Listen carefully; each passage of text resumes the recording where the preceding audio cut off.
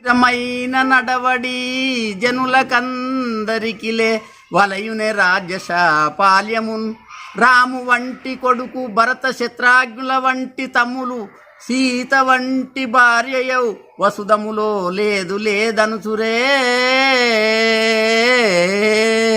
ఇందు యుగములోనే పురుషులు ఈ తీరుగా నడువవలయును కష్టసుఖములు మనకు ఎల్లప్పుడు కష్టసుఖములు మనకు అవి శాశ్వతమేలే 14 ఏడులు ధరణి నున్నంత వరకు పురంబులకు రాజాలను తమ్ముడా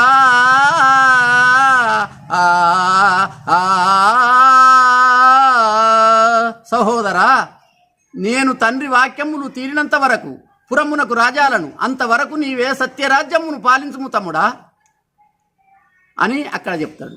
అవును. ఓ తల్లి